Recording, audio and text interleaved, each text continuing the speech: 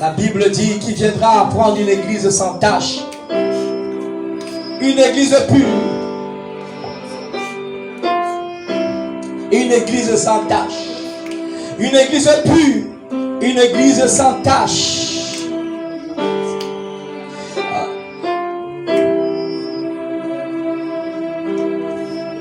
My life is full of your glory.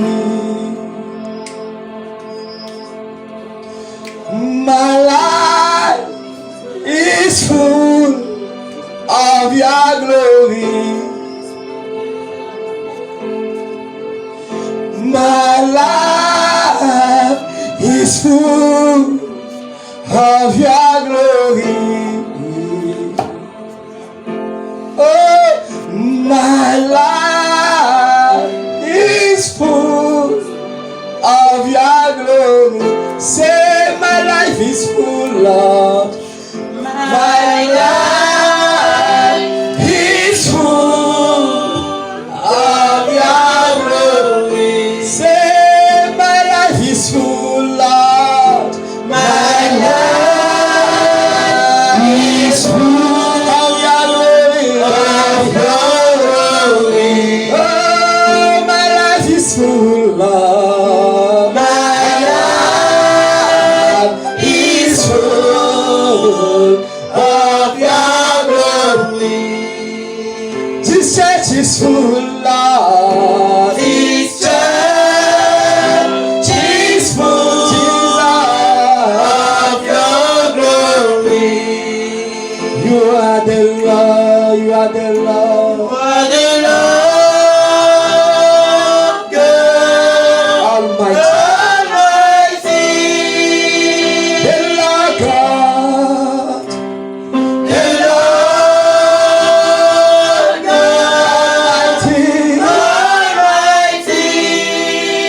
You are the Lord God. You are the Lord Almighty. Almighty. The Lord God, the Lord God. The Lord God Almighty. My life is full of your glory, Lord. My life. Confesse-le du fond de ton cœur. Quand Dieu regarde ta vie, il voit une vie remplie de gloire. Oh, my life is full, my life is full. My life is full of your glory. Jesus, my heart is full, my heart is full. My heart is full, my spirit is full, Lord. My spirit is full of your glory. My soul is full, Lord. My soul is full, Jesus, of your glory. Say, my body is full, Lord. My body is full, Jesus, of your glory. Say, this church is full, Lord. This church is full. Fais l'effort de croire ce que tu confesses ce soir. Say, my life is full, my life is full. My life is full, Jesus, of your glory. My life is full, my life is full, Lord. My life is full of your glory, of your glory. My worship is full, Lord.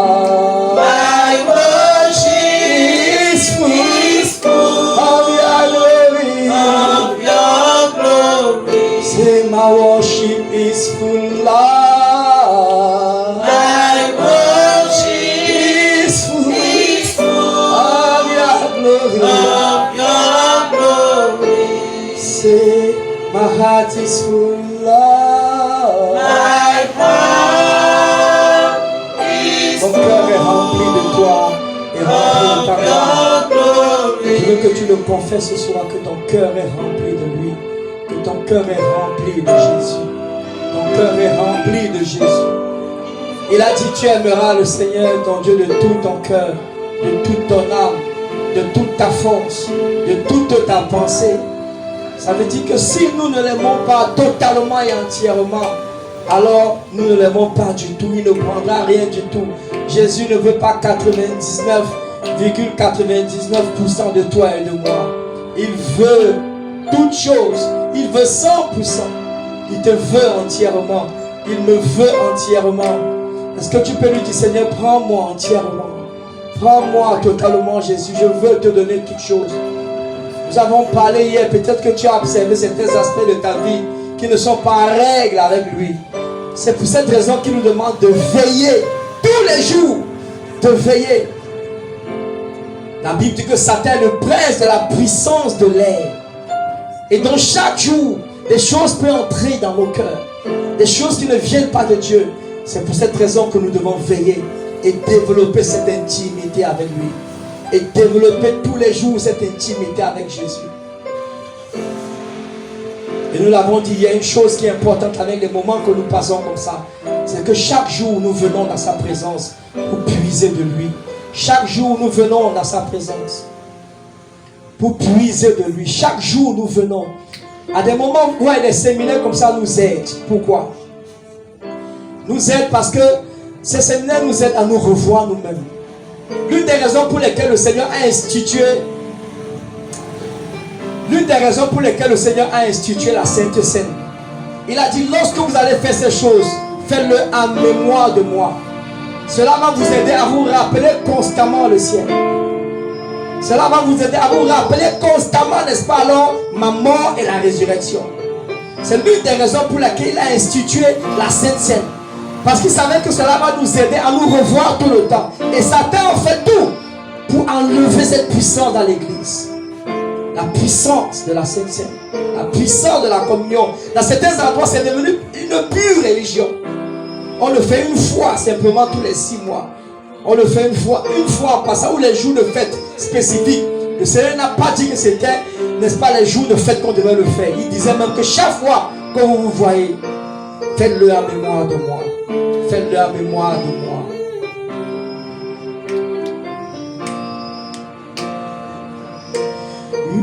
Yeah, yeah, yeah, yeah. We have come to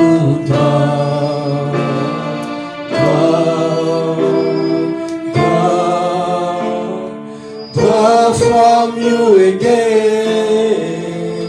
Yeah. Je veux que tu penses profondément aux paroles de ce chant.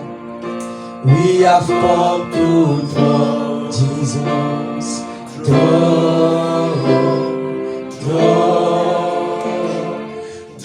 from you again. Lui n'est jamais fatigué de nous donner ce qu'il-là. Yeah. We have come to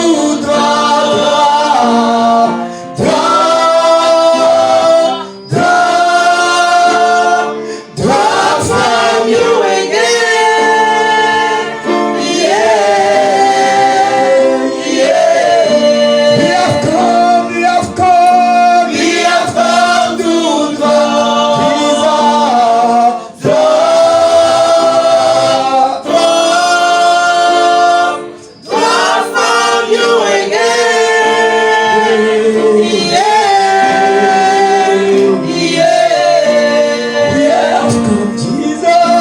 We have come to draw. fois de plus. De la grâce de Dieu ce soir.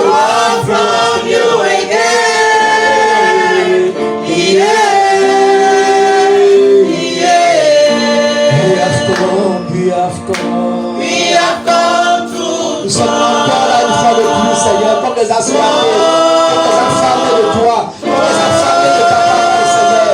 Nous sommes comme des personnes, Seigneur, désespérées, comme des personnes qui ne peuvent rien faire, Seigneur, sans ton esprit, Seigneur, nous ne pouvons rien. Nous sommes encore, Seigneur, vers toi, Seigneur. Nous sommes venus parce que tu es le seul qui peut assouvir notre soif. Tu es le seul qui peut, Seigneur, nous assouvir notre soif de toi, Saint-Esprit. Draw from you again.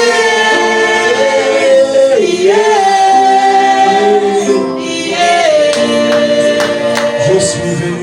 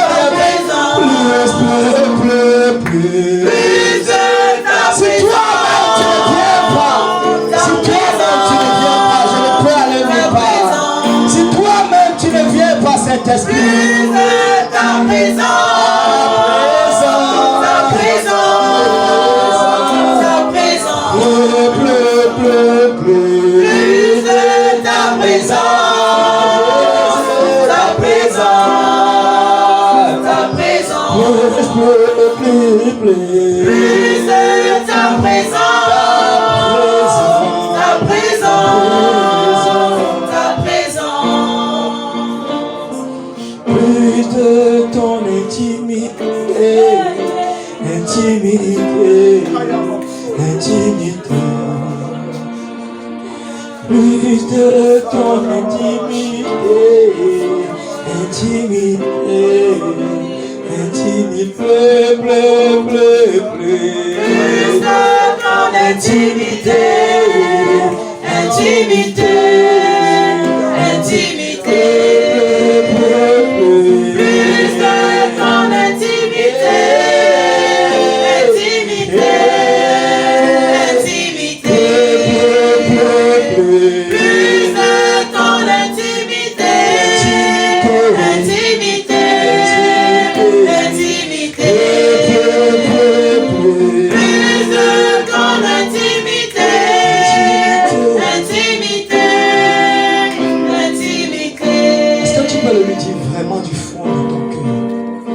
fond de ton âme.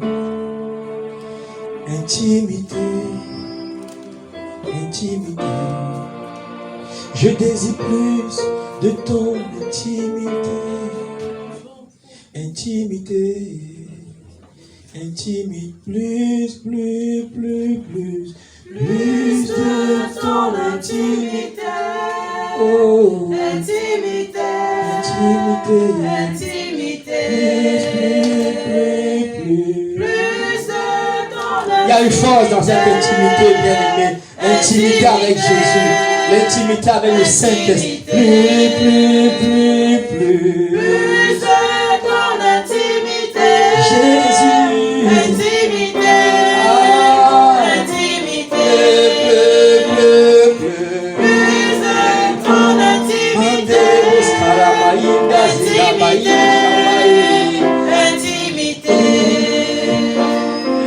Plus du lieu secret, du lieu secret, du lieu secret. Plus du lieu secret, du lieu secret, oui, du lieu secret, plus du lieu secret, Jésus, Du lieu secret, du lieu secret.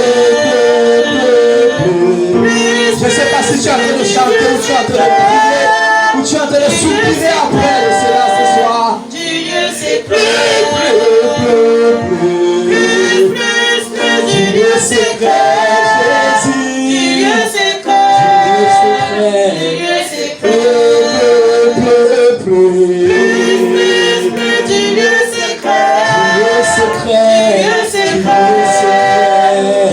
secret, Il y a un lieu que Jésus a appelé lieu secret, bien-aimé. C'est le lieu de ton intimité avec lui. C'est le lieu où il peut te remplir. C'est le lieu où il peut parler à ton cœur. C'est le lieu où il peut changer complètement ton caractère. C'est le lieu où il peut transformer complètement ton caractère. Plus du lieu secret, du lieu secret, du lieu secret. du lieu secret. Le plus de la montagne, de la montagne, de la montagne. Le plus de la montagne, Jésus, de ta montagne. De ta montagne, plus de la montagne, la montagne. de la montagne. Ceux qui comprennent ce que ça veut dire, comprennent ce que ça veut dire, bien-aimé. Oui, plus de la montagne, de la montagne, de la montagne. plus de la montagne, de la montagne, de la montagne. Plus de la montagne, de la montagne, de la montagne. Plus de la montagne, de la montagne, de la montagne. Bien aimé, je suis conscient d'une chose. Il y a beaucoup de challenges que nous avons. Mais je sais que Dieu nous a parlé en ce temps. Il a dit qu'il nous appelle à la montagne. Et il veut que nous puissions désirer à la montagne. Il veut que nous puissions désirer rester à la montagne. Chaque chose a son temps. Chaque chose a son temps. Si Dieu dit rester à la montagne, restez à la montagne. Voilà pourquoi vous pouvez voir qu'il y a beaucoup de sacrifices que nous faisons, n'est-ce pas, dans les divers départements, à prier la nuit. Tout ça, c'est les efforts que nous faisons pour rester à la montagne. Parce qu'il vient un temps où ce ne sera pas comme ça. Est-ce que quelqu'un peut acclamer Jésus ce soir?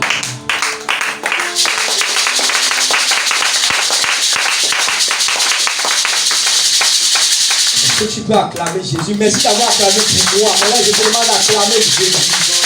Acclamer Jésus. Je dis à quelqu'un, bienvenue mardi, au séminaire des assoiffés. Dis-lui bienvenue, fais-lui un beau sourire. Dis-lui on continue. Fanny, dis-lui un beau, on continue. Bienvenue au séminaire des assoiffés. Yeah.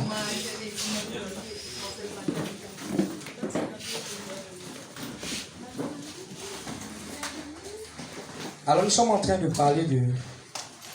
augmente un peu mon... Nous parlons de quoi? Iris. Tu as suivi le message sur le téléphone, non? Pas encore. Ok. Ceux qui n'étaient pas là hier, faites un effort sur le message, n'est-ce pas? Ça va vous permettre, n'est-ce pas, d'être un peu... Voilà, d'être à la page. Nous avons dit hier que parler du retour de Jésus n'exclut pas de nous préparer, n'est-ce pas, de nous préparer parce que nous sommes encore sur la terre. De nous préparer. Parler du retour de Jésus n'exclut pas développer les dons et les talents que nous avons sur la terre. Quand nous sommes nés de nouveau, Dieu nous a donné des talents naturels et il s'attend à ce que nous puissions les travailler, les développer, les peaufiner, les raffiner, n'est-ce pas, afin de pouvoir atteindre aussi le plan qu'il a pour nous. Et quand nous sommes nés de nouveau, quand nous sommes nés naturellement, il nous a donné des talents. Et quand nous sommes nés de nouveau, il nous a donné des dons spirituels. Et avec ces dons spirituels, n'est-ce pas, nous le servons dans le ministère qui est le nôtre. Ok? Donc, je peux dire comme ça d'une façon, je peux dire qu'il y a un ministère naturel, il y a aussi un ministère spirituel. Amen. Amen. Voilà. Donc, ce n'est pas parce qu'on parle du retour de Jésus qu'on ne doit plus se marier, on ne doit plus avoir des enfants, on ne doit plus construire des maisons, on ne doit plus alors travailler. Ce n'est pas parce qu'on parle du retour de Jésus que tu ne dois plus prendre soin de tes études et que tu ne dois plus aller à l'école. Tout ça. Tu sais, quand je suis né de nouveau et comment enseigner sur l'enlèvement, je ne voulais plus aller à l'école. Je ne voulais plus aller à l'école. Toi aussi. Je pensais que l'enlèvement va se produire dans les secondes à venir. Oui. Voilà. Et je ne voulais plus. J'étais devenu très bizarre. Je ne prenais plus soin de mes études du tout. Quand je te voyais, mon bonjour c'était de te parler de l'enlèvement. Voilà.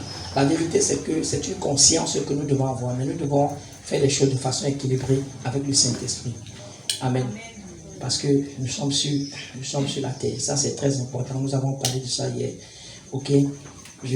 Dans certains endroits, quand vous devenez chrétien, on vous pousse à devenir des gens très bizarres. Négligez vos familles, n'est-ce pas? Voilà, négligez vos familles. Ce n'est pas vrai. Dieu est le père d'une famille. Amen. Okay? Yeah. Et nous avons dit que quand Jésus partait, il nous a laissés dans le monde.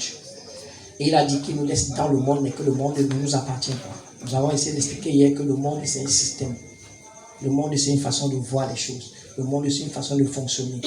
Le monde a une façon de vivre et de penser. C'est totalement de la folie. Totalement de la folie. Et le monde a une façon de vivre. Quand je parle du système du monde, hier j'ai parlé du système éducatif. J'ai parlé du système, quoi encore? Le système financier. Ok? Le système, même ce que le monde appelle spirituel, c'est toujours organisé par Satan. Ok? Tu vas voir, ils vont te pousser à travailler, par exemple, de 7h à 20h. Et de lundi à peut-être samedi, quand tu rentres, tu es totalement fatigué. Ok? Et c'est le monde, c'est le système du monde, de sorte que tu ne puisses rien faire.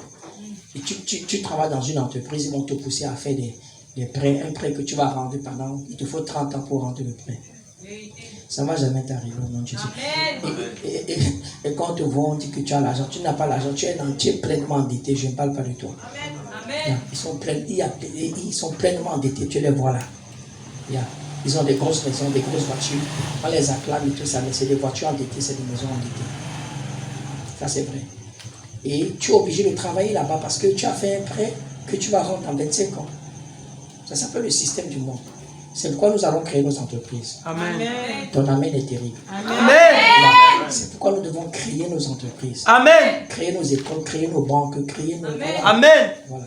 Afin de fonctionner, nous sommes dans le monde, mais il nous faut une autre façon de voir, un autre système de pensée qui vient du royaume de Dieu, si nous devons régner dans ce monde. Amen. Et la façon de penser de Dieu, c'est aussi une folie. On a lu ce passage hier qui dit que la folie de Dieu est plus sage que celle des hommes. Amen. Ok? Donc, la croix, c'est une folie. Pour que nous soyons sauvés et pour qu'on ait la puissance, nous devons comprendre comment fonctionne la croix. C'est pourquoi je crois que si ce n'est pas en octobre, ce sera peut-être en décembre que nous allons parler de la croix. Okay, parce qu'en novembre, je ne pense pas qu'on puisse avoir un séminaire à cause de tout ce que vous savez. Mais si nous ne comprenons pas la croix, nous ne pouvons pas avoir la victoire dans ce monde. Ce n'est pas possible. Ce que Jésus a laissé quand il partait, c'est la croix. Aussi simple que ça. Pharaon ne va jamais te laisser servir Dieu.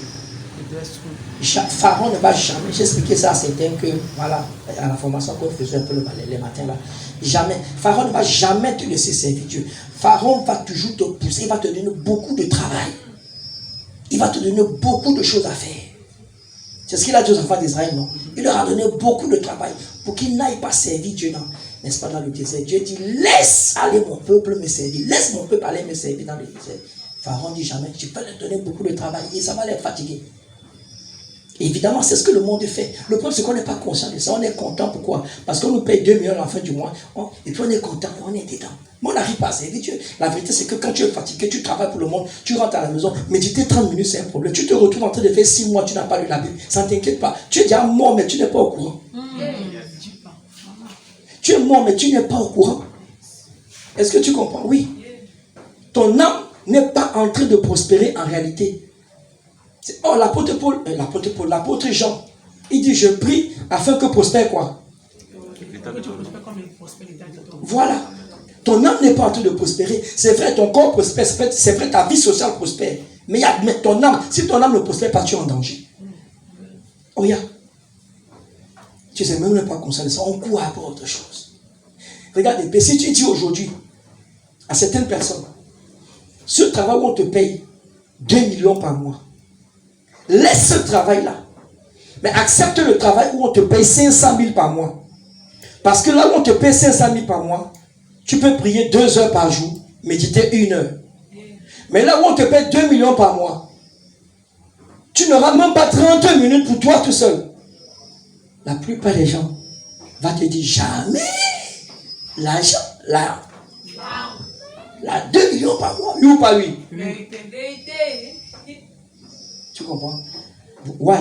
Because on est tous, nous tous, on court derrière l'argent. Mais je sais une seule chose, lorsque notre âme va vraiment prospérer, l'argent va nous suivre. Amen. Amen. C'est ce qui est vrai. Quelqu'un comprend ce que j'essaie de dire? Amen. Oui, il est là. Qu'est-ce qu'il est en train de dire? Il nous empêche d'être riches. Oui, je vous empêche d'être riche. Parce que la richesse peut perdre plusieurs d'entre vous. Amen. D'abord, mais est-ce que c'est moi qui vous empêche d'être riche? Jésus a dit que quand tu as beaucoup d'argent, ça peut t'empêcher d'aller au ciel. Donc, ce n'est pas moi. Si tu veux te fâcher, fâche-toi envers Jésus. Jésus a dit que si tu as beaucoup d'argent, tu ne vas plus dormir. Regarde bien les gens qui ont beaucoup d'argent et qui n'ont pas Jésus dans leur cœur. Je dis bien les gens, je n'ai pas dit les chrétiens. Parce qu'il y a des chrétiens qui ont beaucoup d'argent et n'ont pas Jésus en eux. Chrétiens parce qu'ils sont nés de nouveau un jour. C'est tout. Mais ils sont toujours en pleinement. Mais Satan fait tout ça pourquoi? Satan fait tout ça pour nous empêcher, pour nous priver du ciel. Et c'est ce que nous avons vu hier. Alors nous avons également vu hier que aujourd'hui nous parlons de moins avant du retour de Jésus. Pourtant c'est le plus grand événement que nous attendons. Pourquoi? C'est le plus grand événement qu'attend le chrétien. Et pourquoi nous parlons moins du retour de Christ? Pourquoi?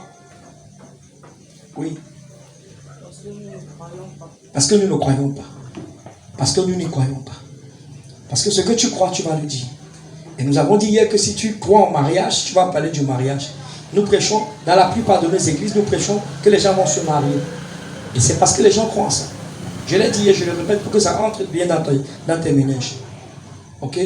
Nous croyons aux hôtels. Nous croyons qu'il y a des hôtels de nos familles qui nous empêchent d'avancer et qui nous empêchent réellement d'atteindre notre destinée. Et nous prêchons sur cela. La vérité, c'est que dans certains endroits, ils ne prêchent que ça. Mais c'est parce qu'ils y croient tout simplement. Pourtant, c'est bien biblique. Est-ce que tu sais qu'à un moment donné, tu peux prêcher quelque chose qui est scripturel, mais ça peut perdre les gens, ça peut devenir une forme d'idolâtrie. Oui. La prospérité financière est réelle, c'est dans la Bible. Mais ça peut devenir un problème, ça peut devenir une forme d'idolâtrie à un moment donné. Yeah. Donc, nous prêchons que Dieu donne des enfants et des bébés. Pourquoi? Parce que nous y croyons. Donc, si tu reçois quelque chose, tu crois en cela, ça va créer un pouvoir. Jean 1,12. À tous ceux qui l'ont reçu et à tous ceux qui ont cru, ils ont reçu un pouvoir. Vous m'avez noyé la dernière fois, vous là. Heureusement que j'ai reconnu le message. Oui, la dernière fois, j'ai dit à tous ceux qui ont cru et qui ont reçu. Quand j'ai dit cru, j'ai écouté le message. J'ai dit oui, certains sont là, je ne vais pas appeler. Non, ils ont dit oui, c'est ça. Après, je suis revenu encore là-dessus. Yeah. Donc, c'est à tous ceux qui l'ont reçu et qui ont cru. Donc, quand tu reçois quelque chose, tu le crois, ça crée un pouvoir. Yeah. Donc, nous avons reçu réellement que Dieu bénit les gens. Nous avons cru en ça et on le prêche tout le temps. Donc, si tu crois quelque chose, on a lu hier 2 Corinthiens 4:13. Nous parlons. Nous avons cru, c'est pour ça que nous parlons. Le mot parler qu'il a utilisé là-bas, c'est un mot grec. L'aléo, qui signifie confesser, déclarer, affirmer. Donc, quand tu crois quelque chose, tu vas l'affirmer, tu vas le déclarer. Tu ne vas pas faire un effort. Yeah. Donc, nous croyons réellement. Mais aujourd'hui, pourquoi? Aujourd'hui, dans nos communautés, dans nos églises, ok, nous parlons moins du ciel. Pourquoi, Morin? Parce que nous n'y croyons pas. C'est tout. Nous ne parlons pas du ciel, je te garantis. L'année, comment tu appelles ça? L'année a 52 dimanches. Si dans 52 dimanches, je prends 52 prédications, tu vas peut-être trouver. On a parlé du ciel peut-être une seule fois. Dans certains endroits, moi j'ai fait des enquêtes. Tu vas trouver dans certains endroits, on n'a pas parlé du ciel. En un an, on n'a pas parlé du ciel. Quand je dis parler du ciel, je dis enseigner là-dessus. Je ne parle pas de mentionner. Sur l'importance du ciel, sur l'importance du retour de Jésus. On n'a pas parlé de l'enfer. Maintenant, je te pose la question, pourquoi? Parce qu'on n'y croit pas. Parce que ce que tu crois, tu vas le dire. Donc ne me dis pas le contraire. Si tu crois à quelque chose, tu vas le dire. Oui. Donc soit tu y crois, mais ton cœur est rempli d'autres choses. C'est ce que la Bible dit. Matthieu 12:34, c'est l'abondance du cœur que la bouche parle.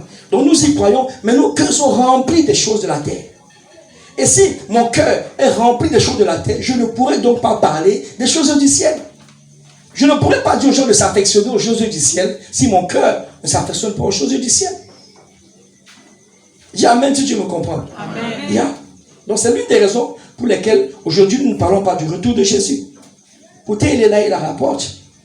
Si nous pouvions écouter, n'est-ce pas, c'est que nous avons, en ce qui concerne le message que le Seigneur, le Saint-Esprit nous donne, certains d'entre nous, on a fermé nos oreilles, les oreilles de nos cœurs. Si nous pouvions faire un effort d'entendre le Saint-Esprit, nous devons l'entendre, lui dire, mon ami, prêche que je reviens, dis ça, dis que je reviens. Dis aux gens que je reviens. Il m'a établi pourquoi? C'est vrai que chacun est dans son couloir, mais je crois que la priorité, c'est de parler de son retour. Amen. Oh, yeah. Et nous avons dit hier que avant, les gens se mariaient. Ils avaient des enfants, ils voyageaient, etc. Donc, ce n'est pas aujourd'hui que ça a commencé. Ce n'est pas la peine de nous faire croire que Jésus est venu pour nous rendre riches. Jésus n'est pas venu pour nous rendre riches. Quand tu acceptes Jésus, tu poursuis le royaume, la richesse va te suivre. Amen. Yeah. Encore que ça dépend de ce que nous aussi nous appelons richesse. La vérité, c'est que nous ne serons pas tous riches de la même manière. C'est en fonction de nos appels, en fonction de nos destinées, en fonction de ce qu'il veut faire de chacun d'entre nous. Amen. Oui. Peut-être qu'il a appelé les riches à devenir milliardaire. Peut-être qu'il n'a pas appelé. Tu vois, son ami est fort. Hein? Mais oui, c'est vrai, peut-être qu'il a appelé un milliardaire. Peut-être qu'il n'a pas appelé Salomon à être un milliardaire. Voilà. Peut-être qu'il n'a pas appelé Épée à être milliardaire. Amen. Ok? Mais partout, si tu fais erreur de prophétiser dans la vie des chrétiens, que je vois Dieu t'élever, je vois que tu seras milliardaire. Tu comprends, non? Je vais te dire quelque chose. Si toi-même tu ne te vois pas comme Dieu te voit, que quelqu'un dit que Dieu est en train de faire quelque chose, you are losing your time. Tu as compris ce que je viens de dire là? Amen. Si ce que Dieu veut faire de toi, en général, il t'a déjà montré ça. Il ne va pas montrer ça à quelqu'un d'autre d'abord. Donc même quand quelqu'un te dit ça, c'est qu'en fait c'est une confirmation. Amen. Donc toi-même tu ne te vois pas comme un milliardaire ou un millionnaire, non? Tu ne seras jamais ça. Même si je prophétise, je verse lui sur toi n'importe comment. Donc il y a des trucs charnels que nous disons. C'est pourquoi on a besoin de renouveler la pensée. Amen. Yeah. Nous avons dit que Jésus est venu nous faire retrouver le caractère que nous avons perdu, l'image du Père. C'est ce que nous avons perdu. Donc, la deuxième raison pour laquelle nous ne prêchons pas le retour de Jésus, c'est parce qu'il y a beaucoup de problèmes aujourd'hui. Il y a beaucoup de problèmes. Les gens viennent à l'église, c'est vrai. Vous savez, l'église est comme un hôpital. L'église aussi, d'une certaine manière, elle a, n'est-ce pas, Dieu a établi l'église pour aider les gens. Dieu a établi l'église pour cela.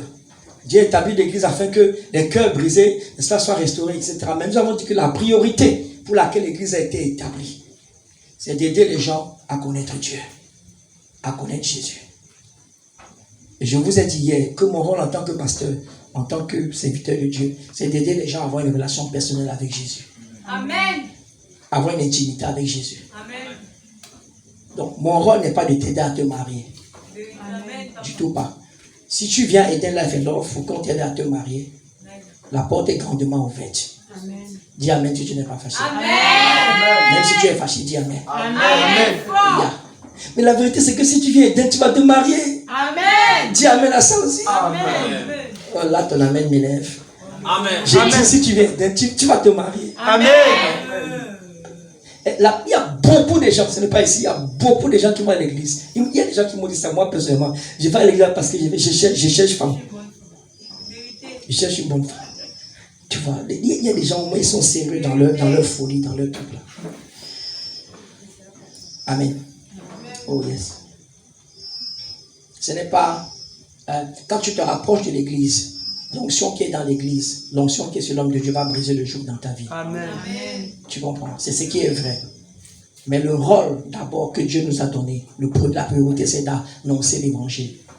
La bonne nouvelle. C'est d'enseigner la bonne nouvelle. Luc chapitre 4, verset 18. L'Esprit de l'Éternel est sur moi. Première chose pour annoncer la bonne nouvelle. Lis bien ta Bible. Le reste vient après. Amen. Première chose, d'abord la bonne nouvelle. En principe, si quelqu'un entre dans mon bureau, je dois vérifier si cette personne est née de nouveau. D'abord. Je peux te parler, te donner des conseils. J'ai expliqué ça dans le 3e livre là. Je peux te parler, te donner des conseils par rapport à un problème dans ta vie. Et puis, cette personne sort la voiture, la cogne et puis c'est fini. Et si elle est sortie dans le péché et tout ça, là, à quoi ça aurait servi? Donc je préfère en 2 minutes me rassurer qu'elle est sur la voie du Seigneur. Amen. Et qu'elle a donné sa vie à Jésus. Amen. Je crois que toute personne que le Seigneur envoie vers moi, c'est pour la conduire d'abord vers lui, Jésus. Amen. C'est ce que moi je crois de tout mon cœur. Vérité. Amen. Yeah. Donc je dois m'efforcer pour cela. Maintenant, je ne pense pas que le Seigneur va permettre que tu sois quelque part et que tu es sauvé et que tes propres problèmes ne soient pas résolus. Ce n'est pas vrai. Yeah. Mais ce qu'il veut, c'est que toi et moi, qu'on se rassure d'abord de l'histoire, l'affaire du royaume. Est-ce que le royaume est clair dans ton cœur? Pose la question à ton voisin. Est-ce que le royaume est clair dans ton cœur? Est-ce que tu es né de nouveau? Est-ce que tu as accepté Jésus comme ton sauveur personnel? Je ne te pose pas la question de savoir si tu viens à l'église. Je te demande, est-ce que tu es né de nouveau? Pose-lui la question, es-tu né de nouveau? D'ailleurs, est-ce que tu sais ce que ça veut dire, né de nouveau? Il t'a répondu. Non, il m'a pas répondu. Oh. J'ai dit oh. L'Esprit m'a montré Ulrich qu'il y a des gens qui fréquentent l'église pendant longtemps. Ils ne sont pas nés de nouveau. Vérité. Ils ne sont pas nés de nouveau. Hein. Oui. Mais pourtant, il peut même être dans la chorale. Il peut chanter. Oui.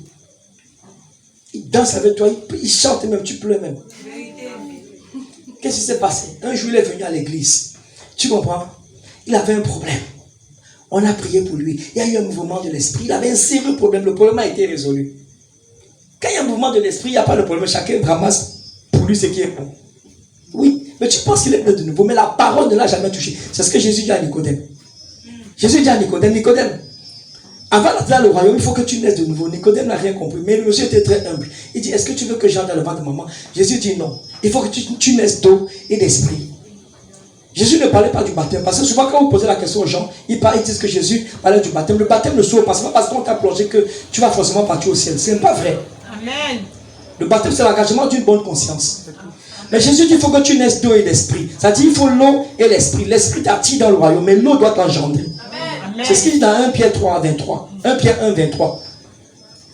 L'eau du baptême. L'eau, c'est la parole. C'est le symbole de la parole. Dis avec moi la parole. La parole. L'eau doit t'engendrer. C'est la parole qui doit t'amener dans le royaume. Donc Jésus dit à Nicodème, écoute Nicodème, l'esprit. En fait, qu'est-ce qui a amené Nicodème vers Jésus? C'est là le point. Qu'est-ce qui a amené Nicodème vers Jésus? C'est les miracles que Jésus faisait. Parce que Nicodème pose la question à Jésus. Il dit, maître, ce que tu fais là, vraiment, personne ne peut venir de Dieu. S'il ne fait pas, personne ne peut faire les miracles que tu fais s'il ne vient pas de Dieu. Donc c'est les miracles que Jésus faisait. Parce que Nicodème prêchait exactement comme Jésus. Mais Jésus avait quelque chose de différent. Il y avait l'esprit, il y avait la vie dans la lettre que Jésus apportait, dans la parole que Jésus apportait. Et Jésus a compris que le problème de Nicodème, c'est le problème de la nouvelle naissance. D'avez-moi nouvelle naissance. Et c'est ce qu'il va lui dire. Il dit, Nicodème, regarde, il faut que l'eau t'engendre, la parole de Dieu, que tu écoutes. La parole que tu écoutes, la parole va te montrer que tu es né dans le péché et que tu as posé les actes de péché. À cause de ça, là, tu mérites l'enfer. Maintenant, si c'est les miracles, ce n'est pas un problème. Et donc, beaucoup de personnes sont comme ça. Tu les as invités à l'église. Ils sont venus. C'est très bien pour un début. Ils ont vu des manifestations, etc., etc. Et donc, on a prié pour eux. Le problème a été résolu. C'est bien. Le dimanche, tu le revois à l'église. Cette personne fait un témoignage. On acclame. Mais elle n'est pas née de nouveau. La parole ne l'a pas engendré. C'est juste l'esprit qui l'a attiré. Mais il faut que la parole la mette dans le royaume. Et c'est pourquoi je pose souvent la question à certaines personnes. Tu es entré dans le royaume comme ça. Tu es passé par la fenêtre ou bien par la porte? La fenêtre, c'est ce que j'appelle, n'est-ce pas, les miracles. Et la porte, c'est la parole. Amen. Si tu n'es venu dans le royaume en passant par la fenêtre, il faut que tu ressortes. Que tu repasses par la porte. Amen. Oh, dis Amen. Tu m'as dit. Amen. Regarde. Il faut que la parole, il faut que tu aies entendu la parole. Voici une expérience que j'ai vue dans la vie chrétienne. Celui qui est engendré par la parole, il va aimer la parole dans la suite. Celui qui est engendré par la parole, il va aimer les enseignements. Celui qui est engendré par la parole, il va aimer les études bibliques. Il va aimer la parole. On ne va pas le forcer. Il va aimer venir s'asseoir dans des moments de séminaire comme ça. Pourquoi? La parole l'a engendré. Mais celui que c'est seulement l'esprit, en fait, le miracle qui l'a attiré. Le jour où il ne voit plus de manifestation, c'est fini. Il dit que là-bas, là, Jésus n'est pas là-bas. Mais il n'a rien compris. Tu comprends ce que je dis ou bien tu comprends pas? Amen. Oui, il n'a pas compris en fait. Tu comprends? Oui, mais c'est lui qui n'a pas compris. Maintenant, l'esprit peut t'attirer. Tu peux voir les miracles, mais il faut que la parole entre en toi plus tard. Ça, c'est vraiment important. Donc, pose-toi la question, qu'est-ce qui t'a engendré dans le royaume? Qu'est-ce qui t'a amené dans le royaume? Pose-toi vraiment la question. Moi, je peux témoigner de moi. Je peux aussi témoigner de maman. C'est quand même ma fille, Speed. Voilà. Je peux témoigner, n'est-ce pas, non? On dit Amen. Voilà. Tu as dit quoi, fils gars? Et tu as dit. Après, tu as viré. Fils gars, j'ai pas viré, j'ai cadré, j'ai recadré. J'ai encadré. J'ai battu les étages. Amen. Deux étages. Amen. Oh, mes amis, c'est important de vous poser cette question. Yeah, c'est important de vous poser cette question. Tu sais, autrefois, frère, des fois, on faisait les veillées. Et quand on faisait ces veillées, on s'asseyait. Chacun donnait son témoignage. Des fois, les veillées, on pouvait être nombreux comme ça. Chacun donnait son témoignage. Chacun a dit comment il est né de nouveau. À cette ça prenait 5 minutes, 10 minutes. Réellement, qu'est-ce qu'il a réellement engendré? Voici un constat que j'ai fait qui m'a un peu choqué. Tu veux savoir lequel? Tu es sûr? Voici un constat que j'ai fait qui m'a choqué. La plupart de ceux qui donnaient les témoignages, c'est un problème qui les avait amenés à Christ. Vérité, papa. Tu comprends? C'est un problème. C'est-à-dire que c'est un problème qu'ils traversaient. On a l'impression que Dieu est obligé de créer des problèmes dans la vie des gens. Il y a des gens, hein, frère, ne te leurre pas. S'ils n'ont pas les problèmes, tu ne vas jamais les voir à l'église. Vérité ou pas vérité? Tu ne vas jamais les voir. Le jour où ils sont bien, ils mangent bien, ils dorment et tout ça là. C'est fini l'église. L'église de quoi même?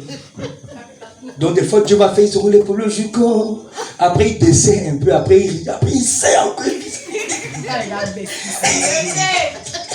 Après, pourquoi? Pour qu'ils soient attachés à l'église. C'est pas quand je regarde certains d'entre vous, vos façons d'adorer Dieu là, vraiment je me demande si c'est la vérité. Oui. Amen. Amen. Oh, yeah. C'est pourquoi c'est dans le désert qu'il faut apprendre à adorer Dieu. Amen. Dans la souffrance, quand tu n'as rien, tu adores Dieu comme si tu avais des milliards. Wow. Amen. C'est pour cette raison, je vous ai déjà expliqué ça, je vais encore expliquer ça. Oui, papa. C'est pour ça qu'il a fait sortir Israël pour l'amener dans le désert. Il n'amenait pas Israël à la terre promise d'abord. Ce n'était pas la priorité de Dieu, Emmanuel. C'était dans le désert. Il a dit à Pharaon 10 fois dans le livre d'Exode, il dit laisse mon peuple aller dans le désert pour m'apprendre, pour pour me servir. Notre tradition dit pour m'adorer. Dans le désert. C'est dans le désert qu'il va apprendre à parler à ton cœur. C'est ce que Osée dit, non? Osée 2,16. Il dit dans le désert, je vais t'amener dans le désert pour parler à ton cœur. C'est dans le désert, dans la souffrance que tu apprends à entendre Dieu. Dans l'abondance, tu es dans tes choses seulement. Tu es dans WhatsApp, Facebook, tu zappes la télé, tu dors, tu te lèves, tu manges. Mais il t'amène dans le désert pour que tu apprennes à l'adorer. Pour que tu apprennes à l'écouter. Pour extirper de ton cœur. Pour extirper de mon cœur l'idolâtrie. Parce que dans le désert, l'idolâtrie qu'il y avait dans le cœur du peuple d'Israël, qu'ils avaient appris à faire en Égypte, c'était dans leur cœur. La preuve, c'est que dans le désert, la meilleure chose qu'ils savaient faire, Salomon, c'est ça qu'ils ont fait, le veau d'or. Et c'est ça que Dieu voulait enlever dans leur cœur. Je te garantis, ne vois pas tel que nous sommes, tel que nous sommes. Si Dieu nous amène dans l'abondance, et qu'on n'est pas passé par le profond désert, nous allons adorer l'abondance, au lieu d'adorer le Dieu de l'abondance. Mais certains fuient le désert. Certains fuient la souffrance. Ils fuient la croix, mais ils veulent l'élévation. Mon ami, tu fuis l'humiliation et tu veux. C'est pas possible. C'est pas possible. C'est pourquoi il y a plein de marabouts dehors. Dis amen, même si tu n'as pas tout compris ce que j'essaie de dire. Il y a plein de marabouts. Ils ne veulent pas accepter l'école de Dieu. Ils ne veulent pas accepter la patience. Dis avec moi la patience. Ils ne veulent pas accepter quand le Seigneur veut enlever, n'est-ce pas, dans leur cœur, n'est-ce pas, le veau d'or, l'orgueil. Est-ce que tu comprends? Ils refusent d'accepter cela.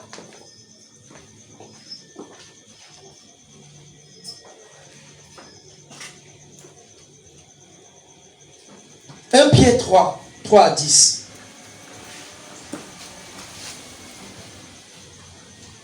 Hier, j'avais donné 2 raisons pour lesquelles, n'est-ce pas, nous prêchons pas le retour de Christ. Je vais lire simplement ceci rapidement et puis on va continuer. J'ai dit quoi? 2 Pierre 3, pardon. Je lis rapidement à partir du verset 3. Sachant avant tout que dans les derniers jours, nous y sommes. Sachant avant tout que dans les derniers jours, il viendra des moqueurs avec leur raillerie, marchant selon leur propre convoitise et disant, où est la promesse de son avènement? Ok? Il dit, vous dites qu'il va revenir. Où est cette promesse-là? Car depuis que les pères sont morts, tout demeure comme dès le commencement de la création. Il dit, depuis que les pères sont morts, tout demeure comme quoi? Le commencement de la création. Où est la promesse? C'est sur le verset 4. Où est la promesse de son avènement? Car depuis que les pères sont morts, tout demeure. Et c'est ça le problème. Depuis que les pères sont morts, la lune apparaît, la lune disparaît, le soleil apparaît, le soleil disparaît. C'est la saison des manques, c'est la saison de quoi encore? C'est la saison des figues, etc. Tu comprends? Encore et encore. Quand est-ce que ça va se produire? Je suis au verset 5 maintenant. Ils veulent ignorer en effet. Ils veulent ignorer en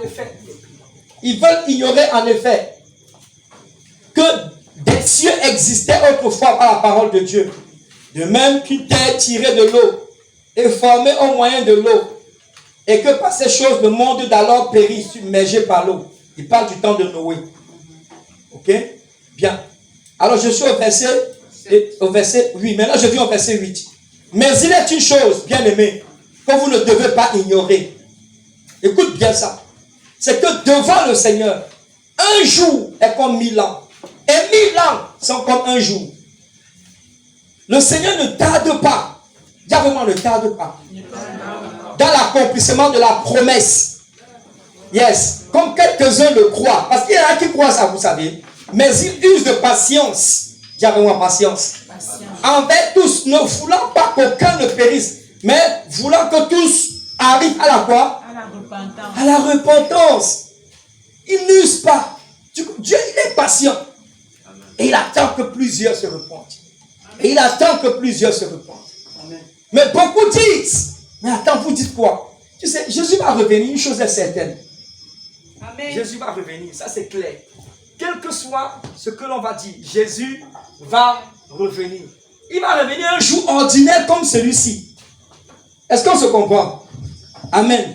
Amen. Jésus va revenir un jour ordinaire. C'est quand aujourd'hui? Mercredi, non? Ou bien quoi? Yes. Jésus va revenir un jour ordinaire. Et il dit qu'il va revenir comme un voleur. Yeah. Il dit qu'il va revenir comme un voleur. Verset 10. Le jour du Seigneur viendra comme un voleur. Il y avait moi un voleur.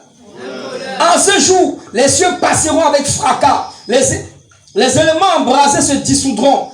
Et la terre, avec les œuvres qu'elle renferme, sera consumée.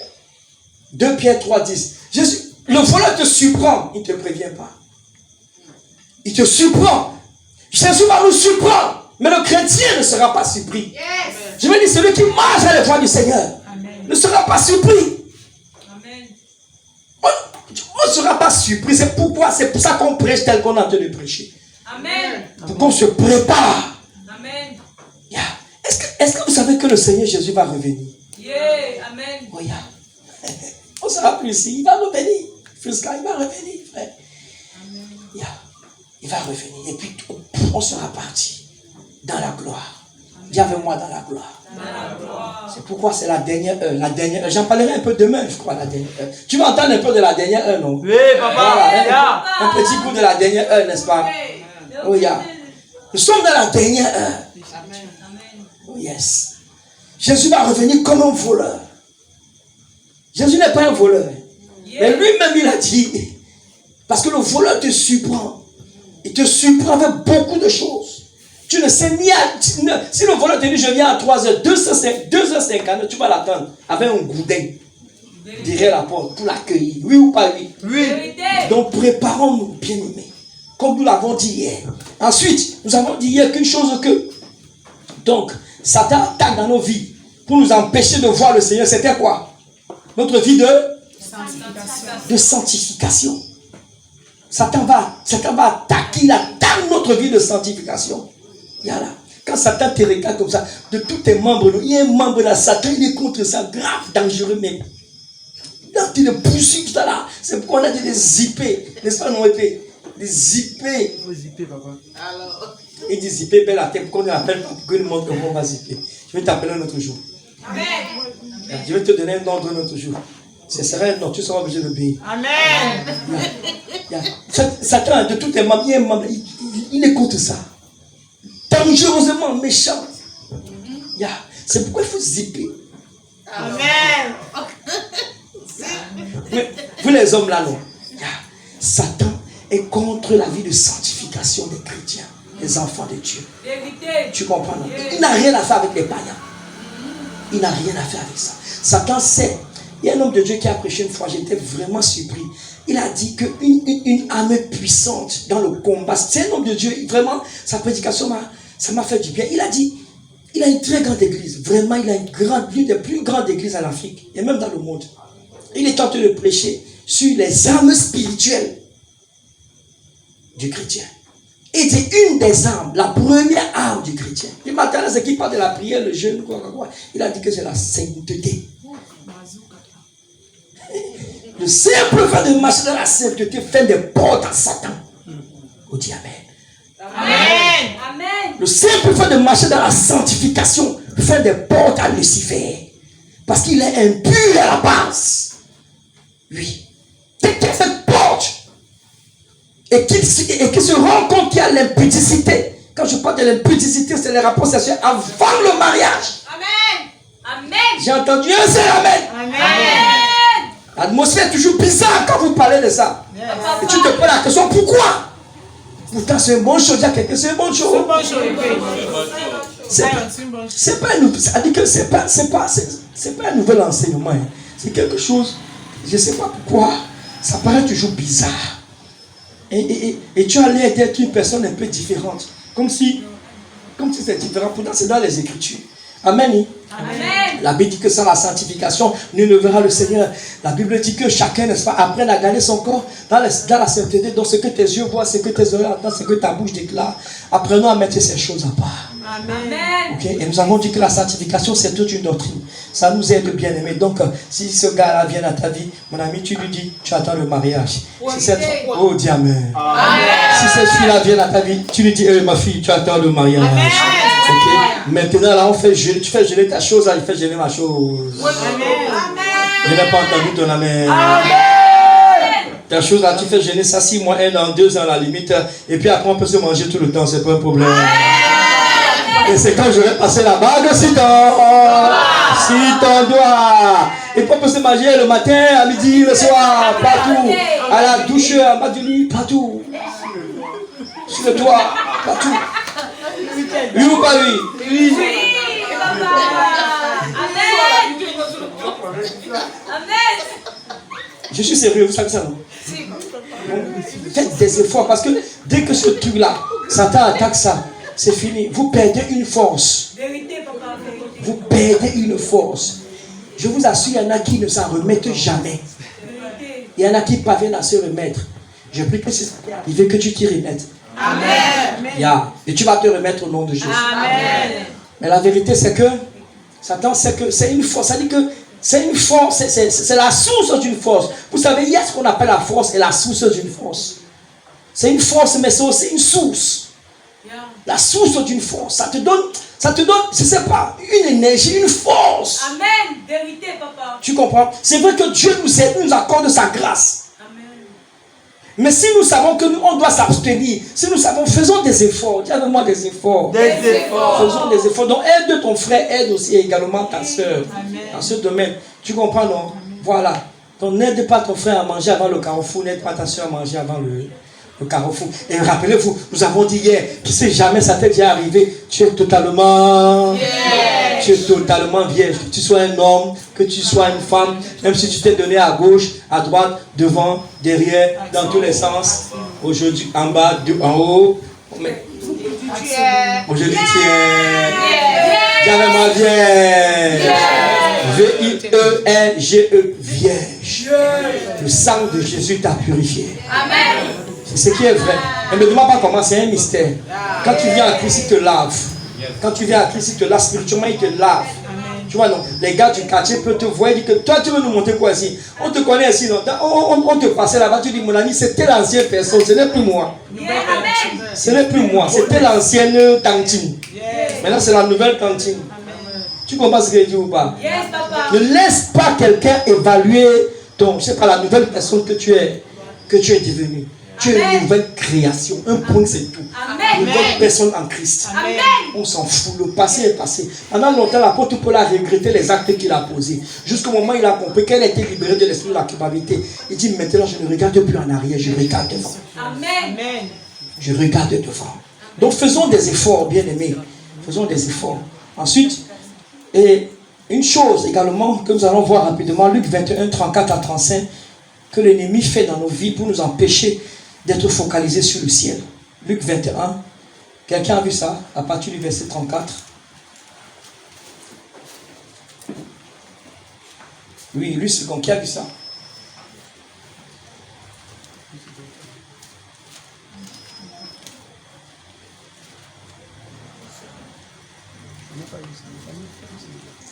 Donc, rappelez-vous, hier, nous avons dit également que c'est notre nature. Vas-y. Luc 21, à Yeah. partir du verset 34, il dit au nom de Jésus, prenez garde à vous-même de craindre que vos cœurs ne s'apesantissent par les excès du manger et du boire, Que vos cœurs ne s'apesantissent pas les excès du manger et du boire. Merci. et par les soucis de la vie, et que ce jour ne vienne sur vous à l'improviste. Tu as vu ça? Que ce jour ne vienne sur vous à l'improviste. Car il viendra comme un filet sur tous ceux qui habitent sur la face de toute la terre. merci. Tu comprends? Ce jour va venir à l'improviste. Il dit donc faites attention à ce que les excès du manger, les excès du boire, et les quoi? Les soucis de la vie. Les soucis de la vie. Les soucis de la vie. C'est quoi les soucis de la vie? Je vais me marier. Je Je vais avoir des... Je veux voir. Je cherche promo. Je veux construire mes... Je vais avoir voir. Oh là, je passe, je ne suis pas encore mal. Oh, on ne m'appelle pas encore mal. On va taper madame, ça va te servir encore. Donc, c'est des soucis. La camarade avec laquelle tu as laissé l'école, on l'appelle madame. Madame. Mais on l'appelle maman même. Merci. Mais toi, non. On t'appelle toujours Fanny.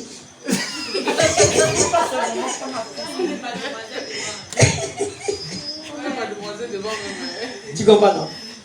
On t'appelle toujours Pascaline. C'est pas un problème. Dis-moi, c'est pas un problème.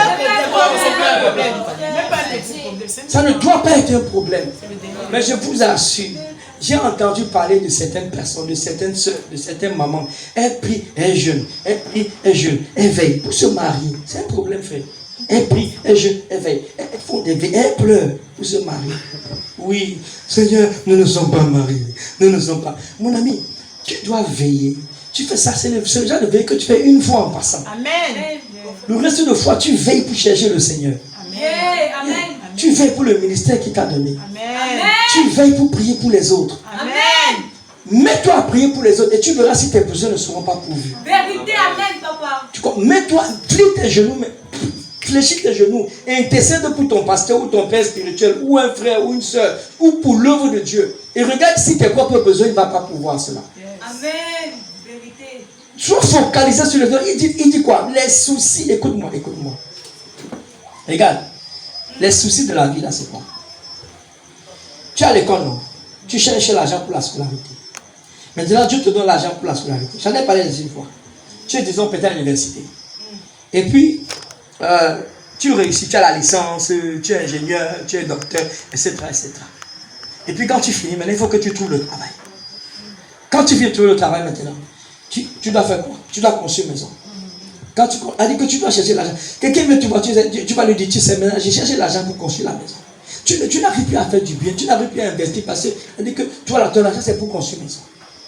Après, maintenant, ton argent, c'est pour acheter une voiture. Et puis après, tu dis que tu veux te marier, non? Tu dois te marier. Quand tu te maries, maintenant, ta femme a fait des enfants. Quand elle a fait des enfants, maintenant, non. Maintenant, ils doivent aller à l'école. Quand tu les envoies à l'école maintenant, ils doivent aller à l'université. Après l'université, maintenant, entre-temps, ta belle-mère aussi a fait quoi? Ta belle-mère est morte. C'est lui, c'est pas moi. C'est pas moi. Donc, c'est ta belle-mère. Tu comprends, non? Donc, tu es dedans et ça t'égare petit à petit les choses du royaume. Tu comprends? Mais pourtant, c'est les choses de la terre. Est-ce que c'est mauvais en soi? C'est pas mauvais en soi. Maintenant, tes enfants sont à l'école, ils doivent aller à l'université. Tu dois pouvoir leurs besoins. Maintenant, quand ils vont à l'université, maintenant, mes enfants, maintenant, ils doivent travailler. Toi, non, tu commences à courir pour chercher le travail. Eux aussi, ils courent pour chercher le travail. Maintenant, vraiment, mon fils et ma fille, ils doivent se marier. Maintenant qu'elle se marie, il y a longtemps, ma fille, là, vraiment, elle n'a pas eu d'enfant. Toi, ma fille est sérieuse, mais quand tu commences à prier, tu pètes ton pasteur, Bon, après, maintenant, quand ton fils a eu maintenant un enfant, ou bien ta fille a eu un enfant maintenant, vraiment, son enfant, il doit partir à l'école. Ouais. Et quand il doit partir à l'école aussi, le cycle, c'est un cycle infernal. Oui ou pas oui? Oui. C'est un cycle infernal. Et on est dedans, et ça nous égale, c'est ce qu'il dit, les soucis de la vie. Les soucis de la vie. En tout temps, tu as les affaires, tu as les entreprises que tu es en train de gérer. Tu as un gars qui est secrétaire là-bas, il a volé les millions. Ça te crée des soucis. Ça te crée des problèmes. Et ça fait que tu n'es plus focalisé. Ça vole ton temps d'intimité, ça vole ton temps de... Et c'est ce qu'il dit. Faites attention à ce que les soucis de la vie, il faut identifier ces choses. Les soucis de la vie ne viennent, n'est-ce pas, vous absorber et apesantissent vos cœurs de sorte que ce jour ne vous surprenne à l'improviste. Et puis quand les soucis de la vie viennent en toi comme ça, et à côté de rien, il y a quoi? Grand A, grand V, Grand C. grand C. Pas tu attrapes un AVC, tu ne peux plus rien faire. Tu vois, et après tu dis que je n'ai plus le temps de partir à l'église. Regarde bien les gens qui disent qu'ils n'ont pas le temps de partir à l'église. Ils ont le temps pour autre chose. Vérité. Oui ou pas lui? Regarde, aujourd'hui on discutait avec maman, on parlait de certaines choses. Je veux te dire, l'œuvre de Dieu là, si ce n'est pas vraiment important dans ton cœur, tu ne vas pas le faire. Tu ne vas pas le faire. Peu importe. Si tu es dans un département de l'église, je fais une parenthèse, si tu es dans un département, de l'église. Si ce n'est pas vraiment dans ton cœur, tu ne vas pas le prendre au sérieux. Pourquoi? Il y a d'autres choses que tu prends au sérieux. Oui. Si c'est tu sais pourquoi? L'une des raisons pour lesquelles tu dors beaucoup, le sommeil est plus important pour toi qu'autre chose. Amen. On dit amen. Amen. Oui, il y a des gens, ils aiment le sommeil. Le sommeil les aime aussi. Le sommeil a fini par les aimer, frère. Ils aiment dormir. Et quand ils dorment, le sommeil les aime, maman. Et puis quand ils dorment, j'aime dormir. J'aime dormir. Et quand il parle, il est déjà avec toutes ses émotions. J'aime dormir. Et tu es un chrétien, tu dors toute la nuit. Frère, tu as un problème. De lundi à dimanche, tu dors. Tu ne veilles même pas un seul jour. Le jour où le diable va te rencontrer, même quand tes frères ne pourra pas te sauver.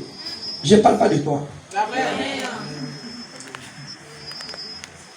Donc il y avait un homme de Dieu là. Non, ce n'est pas un homme de Dieu, un homme d'affaires en Chine. Très riche, très riche. Le pasteur lui dit, viens à l'église, il dit qu'il n'a pas le temps. Viens à l'église, il dit qu'il n'a pas le temps. Viens à l'église, il dit qu'il n'a pas le temps. Le jour où il a attrapé un cancer, il avait le temps de venir à l'église. Il avait le temps d'aller suivre ses, comment vous appelez les chimios? Chimio, non. Il avait le temps. Il avait le temps. N'attends pas que les choses bizarres arrivent pour avoir le temps. Amen. Regarde. Et Satan met plein de choses devant nous. Vous savez qu'il y a plein de choses devant nous qui sont inutiles. Il y a plein de choses que nous faisons qui nous perdent du temps qui sont inutiles. Mais on ne se rend pas compte. Satan fait ces choses pour qu'on ne cherche pas Dieu. Est-ce que vous savez que si le ciel n'est pas notre priorité, on peut perdre le ciel? Oh, oui. Certains d'entre vous, quand vous avez quitté la maison, vous étiez en train de venir ici à ce séminaire. Mais vous êtes arrivé à ce séminaire, pourquoi? Parce que c'était votre but de venir ici. Même si quelqu'un, oui ou pas oui? Même si quelqu'un vous avait arrêté en route, tu vas saluer cette personne, 2-3 minutes, c'est fini. Tu dis, écoute, moi je vais quelque part. Soit tu m'accompagnes, soit je dis au revoir. Mais si ton but profond dans ton cœur n'était pas de venir ici, tu peux facilement t'arrêter avec cette personne, vous allez causer pendant 1 heure du temps. Si le ciel n'est pas notre priorité, il y a beaucoup de choses qui vont nous distraire. La vérité, c'est que déjà, il y a des choses qui nous distraient. Vérité. Oui, il y a des choses qui nous distraient. Tu es focalisé. Si le Seigneur, regarde, la dernière fois j'ai dit ça peut-être pour rire. Mais regardez, il y a certaines soeurs, si vous ne faites pas attention, il y a des frères qui vont venir vous détourner. Vérité, papa, Oh, vérité. qui vont vous détourner. Vérité. Oh, yeah. Tu vois une soeur a engagé un jeune frère et soeur, un jeune, prié, un jeune, mais frère, il risque qu'un frère passe par là. Il dit alors bébé. Alors bébé. Tu es belle, tu es belle. Vraiment. Quand je dors, je ne dors plus.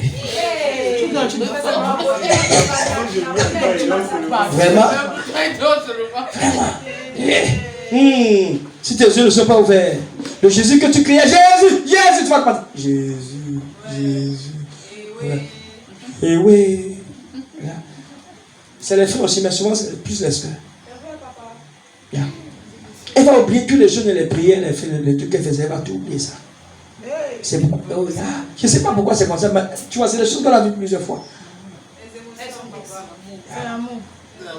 Quel mot? Vous oubliez ça. Oublie ça.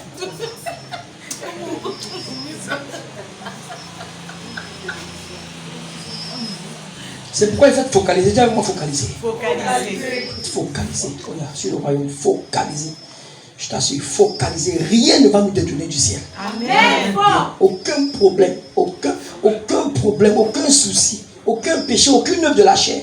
La tentation peut venir, mais elle ne va pas te détourner du ciel. Au nom de Jésus. Elle ne va pas te détourner du ciel. Tu sais, sur la terre, nous sommes des guerriers, nous sommes des soldats. Un soldat peut prendre des coups. Mais il ne va pas tomber. Amen. Je vais dire, même si toi, il ne va pas rester à terre. Amen. Il ne va pas rester à terre, oui. Luc chapitre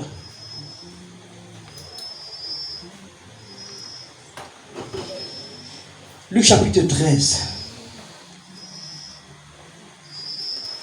Luc chapitre 13. Nous sommes en train de parler de la porte. Je veux parler de la porte étroite. Il y a une porte que la Bible appelle la porte étroite. Il y a une porte que la Bible appelle. Quelqu'un va me lire tout à l'heure Matthieu chapitre 7. Verset 22. Jésus traversait les villes et les villages. Luc 13, 22. Jésus traversait les villes et les villages, enseignant et faisant route vers Jérusalem. Quelqu'un lui dit, Seigneur, n'y a-t-il que peu de gens, dis-moi, peu de gens qui soient sauvés? Jésus répondit, Efforcez-vous. Efforcez-vous. Oh yeah. D'entrer par la porte étroite. Car je vous le dis, beaucoup chercheront à entrer et ne le pourront pas. Quand le maître de la maison sera levé et aura fermé la porte, et que vous étant dehors, vous commencerez à frapper à la porte en disant, Seigneur, Seigneur, ouvre-nous. Il vous répondra, je ne sais d'où vous êtes. Oh yeah. Il est en train de parler des chrétiens. Vérité. Le même passage, si tu trouves ça dans Matthieu 7, il dit, plusieurs viendront à moi et diront, Seigneur, Seigneur. Donc il connaît le Seigneur, donc c'est des chrétiens, c'est des serviteurs de Dieu. Et ils diront, nous avons prophétisé, nous avons chassé les démons, nous avons guéri en ton nom. Et il dira, je ne vous connais pas, je ne vous ai jamais connu. Mais ma question est, mais il faisait toutes ces choses au nom de qui? Mais pourquoi il dit qu'il ne les a jamais connus? Parce que écoute-moi, si tu lui as fait le bien, maintenant tu es dans le péché, ça va effacer tout ce que tu as fait.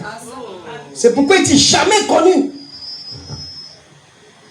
C'est ce qu'il m'a expliqué. Et tu vois ça dans le livre de quoi? D'Ézéchiel, non? D'Ézéchiel. Et si le juste a pratiqué la justice, après maintenant il est dans le péché, toute la justice qu'il a fait là est oubliée. Il devient donc totalement injuste. Note ta question, ma fille. Il devient totalement injuste. C'est pourquoi il dit, je ne vous ai jamais connu. Ah, mais oui, merci maman. C'est ce que l'Ecclésiaste dit. C'est pourquoi la fin d'une chose vaut mieux que ce commencement. Oh, yeah. Non, là, ça ne veut pas dire. C'est vrai que s'il arrive que nous fassions des erreurs, tout ça, Jésus est là pour nous relever. On est d'accord? Il est là pour nous relever. C'est vrai qu'il se souvient également quoi, des œuvres que nous avons faites. Mais s'il nous appelle à la repentance et qu'on ne revient pas à la repentance, mon ami, nous sommes dans le trouble. Nous sommes dans le trouble. Maintenant, je relis ça, écoute ce qu'il dit. Verset 23. Seigneur, n'y a-t-il que peu de gens qui soient sauvés? Et il leur répondit, efforcez-vous d'entrer par la porte, car beaucoup chercheront à entrer et ne le pourront pas. Viens dans Matthieu 7, 13. Il y a un lien avec ça. Lis. Qui a vu ça? Non, je vais lire une seconde. S'il te plaît. Je vais lire une seconde. Matthieu 7, 13. Bon, si personne n'a trouvé, je vais lire. Vas-y. Matthieu 7, 13. Entrez par la porte étroite, car large est la porte, spacieux est le chemin qui mène à la perdition. Et il y en a beaucoup qui entrent par là. Il y en a beaucoup qui entrent par là, oui. Mais étroite est la porte, resserré est le chemin qui mène à la vie, et il y en a peu qui les trouvent. Merci. Donc il y a peu de personnes qui trouvent le chemin de la vie. Peu de personnes qui trouvent. J'avais moi qui trouvent. Quand on dit que tu as trouvé quelque chose, ça veut dire quoi? Que tu as cherché, non? Donc ça veut dire qu'il y en a qui vont chercher, qui ne vont pas trouver. Et maintenant, il y en a qui vont chercher, ils vont trouver, ils ne vont pas entrer. Tu comprends ce que j'ai dit? Tu n'as pas compris, j'ai dit.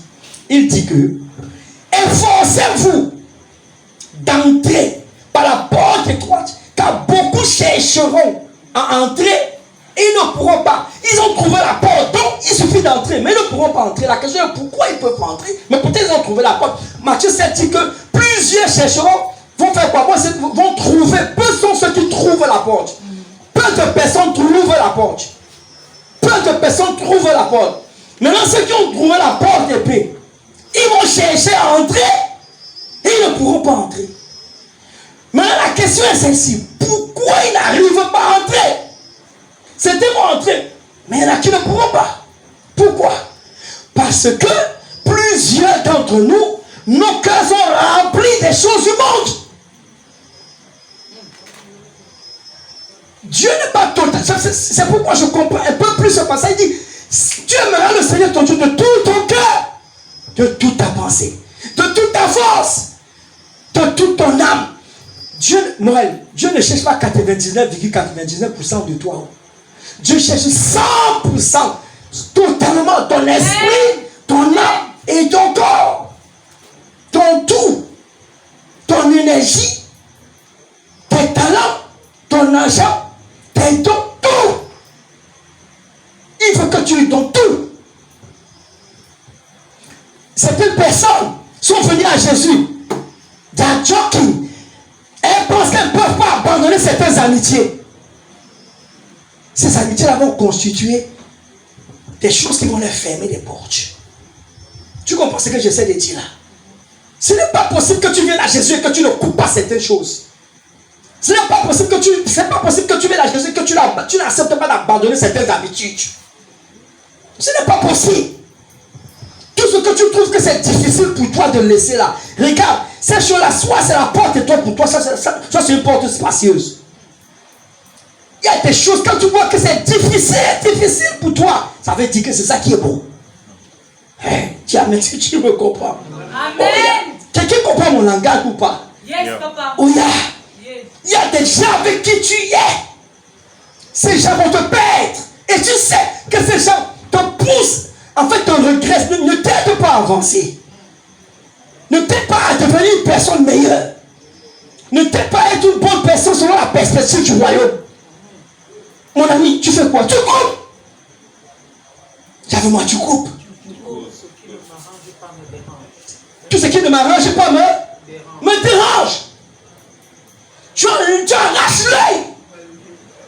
Je dis, tu arraches l'œil. Tu jettes. Car il vaut mieux quoi? Que d'aller avec les deux yeux. Tu enlèves l'œil. Tu enlèves. Ça veut dire quoi? Tu te sépares de cette personne.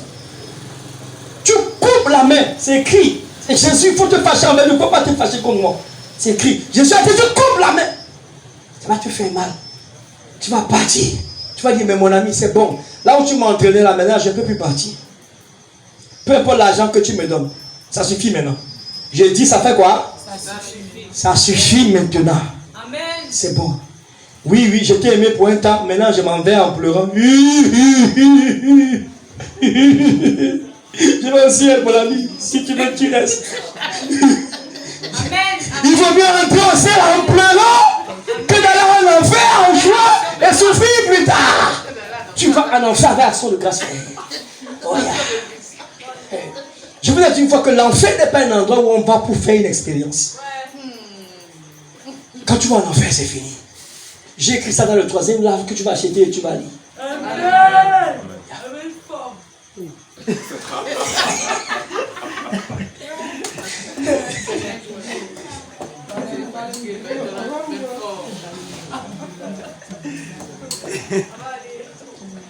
Écoute-moi, il dit efforcez-vous.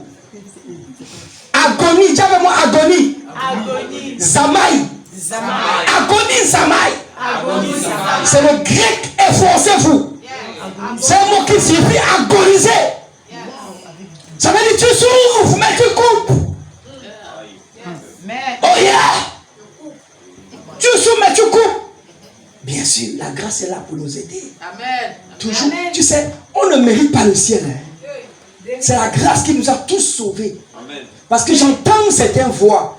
Mais ça veut dire qu'on va au ciel avec nos propres forces. Mon ami, ce qu'on est en train de parler là, c'est un appel à la repentance constante. Amen. Un appel à la repentance. Un appel à... l'apôtre Paul appelle ça, il appelle ça, n'est-ce pas, combat le bon combat de la foi en gardant une conscience pure. 1 Timothée 1,18, c'est ce que ça veut dire. En gardant une conscience pure. C'est un combat. Garder une conscience pure dans ma relation avec mon frère, ma soeur, c'est un combat constant. Il ne parlait pas du combat, n'est-ce pas, avec les démons. Jésus a vaincu les démons. Et nous, on entre dans la victoire de Jésus pour, n'est-ce pas, combattre et pour avoir la victoire avec les démons aussi. Amen. Mais garder une conscience pure, c'est un problème. D'une certaine manière. C'est de ça qu'il s'agit. Ici, c'est un appel à la repentance, la vraie repentance, constante. C'est pourquoi on se repent tout le temps, n'est-ce pas? C'est pas qu'on a peur du péché ou bien quoi, non. C'est de ça qu'il s'agit. Et c'est pourquoi l'apôtre Paul, c'est pour telle raison que, et je sais pas, et voilà, c'est pour ça qu'on a écrit, ça c'était mon premier livre, le rappel de l'évangile. L'apôtre Paul dit, je vous rappelle l'évangile, c'est de ça qu'il s'agit, je vous rappelle l'évangile. Donc si tu es, si tu l'as pas encore, faut acheter ça. Amen. Faut lire ça. Faut étudier. Faut donner à quelqu'un d'autre. Le rappel de l'évangile. L'apôtre dit aux Corinthiens, je vous rappelle l'évangile que vous connaissez déjà et dans lequel vous êtes sauvés, pour vous que vous les gardez dans les terres dans lesquelles vous les avez entendus. Oh yeah. Pour vous que vous les gardez. Il y a des gens qui ont entendu l'évangile il y a 10 ans, il y a 5 ans. Aujourd'hui, ils sont devenus autre chose. Lui ou pas lui? Ils sont pires que les païens. Et Paul dit, je dois vous rappeler l'évangile. Qu'est-ce qui constitue la porte étroite pour toi? Qu'est-ce qui constitue la porte? Regarde, c'est clair que la porte étroite, c'est Jésus. On le sait, non? C'est Jésus. Parce qu'aujourd'hui, tu as quoi? Tu as Mahomet, tu as Bouddha, tu as Krishna, tu as les grands maîtres. Et pour là, jamais. Jésus est la seule porte. Amen. Il dit, je suis le chemin, que ça te plaise ou pas. C'est là que j'aime Dieu comme un dictateur. D'abord, Dieu est un bon dictateur. Amen. Un jour, j'ai un ami chinois qui m'a posé une question en Afrique de l'Ouest. Il dit, mais tu me dis que tous les Asiatiques là, tous ceux-là, ils sont perdus. Ceux qui adorent Bouddha, ceux qui font quoi? J'ai dit, je suis le chemin, la vérité et la vie. Jean 14, 6, c'est pas moi qui le dis. Jésus est le seul chemin par lequel nous passons au Père. C'est le seul médiateur par lequel nous sommes sauvés, par lequel nous sommes exaucés. Il y a beaucoup de grands maîtres. Jésus est un maître différent des autres maîtres. Amen. En plus d'être un maître, Jésus est un sauveur. Amen. Jésus est venu sauver l'humanité. Jésus est venu nous sauver de nos péchés et de nos iniquités. Oh yeah. En cela, Jésus est différent. Jésus est mort. Jésus est enseveli. Jésus est ressuscité le 3e jour pour nous donner la vie éternelle. Amen. Jésus est la seule porte par laquelle nous pouvons passer pour être sauvés. Jésus est la seule porte. Écoute-moi, quand Dieu a demandé à qui? À Noé de bâtir l'arche. Il a dit à Noé, Genèse chapitre 6, verset 16, il a dit, bâtis l'arche et mets une seule porte devant l'arche. Une seule porte, pas deux, une seule porte. Lis ta Bible. Et après Dieu, Genèse chapitre 7, verset 16, il a fermé la porte. Il a pris la clé, l'a mis dans la poche et il est parti. Il n'a même pas donné la porte, la clé à celui qui venait de construire l'arche, la maison. Lui-même, il est parti avec. Il a fermé la porte. Et c'était fini. Après, les gars sont venus. Ils ont commencé à crier. Quand le déluge est arrivé, Noé, Noé, Noé. Ils se moquaient de Noé en temps. Noé prêchait, prenait Noé pour un fou. Le père est là, il est déjà fou. Parce qu'il n'avait jamais plu. De quoi il est en train de parler même. Mais Noé, écoutez-moi, continuez à prêcher partout où tu es. Amen. À l'école, prêche seulement. Amen. Au service, prêche seulement. Amen. Au marché, prêche seulement. Amen. Un jour, un jour. Yeah. C'est ce qu'on a dit dans Pierre tout à l'heure, non? Où est la promesse de son avènement? Un jour, un jour. Dis moi un jour, un jour. Oh, Jésus va revenir. Amen. Un jour, un jour. Pas la porte s'est fermée. La porte s'est fermée. Et c'était trop tard. C'était fini. C'était fini. Jésus est la porte de l'arche. Parce que dans Jean chapitre 10, verset 9, il dit, je suis la porte. Celui qui entre par moi, il sera sauvé. Donc c'était une image qui donnait à Noé. Jésus est la seule porte. Et un jour, dans très peu de temps, il sera trop tard. Dans très peu de temps. Mais autant que je vous vois là ce soir comme ça, et tant que vous me voyez, on va tous se retrouver là-bas. On doit tous se retrouver, mes amis. Il n'y a rien dans ce monde qui doit nous arrêter. Amen. Rien dans ce monde. Aucun problème. Aucun souci ne doit nous arrêter. Yeah. Aucun homme, aucune femme. Rien ne doit nous arrêter. Et quand ils ont fermé la porte, quand Noé a fermé la porte, les gars s'y viennent frapper.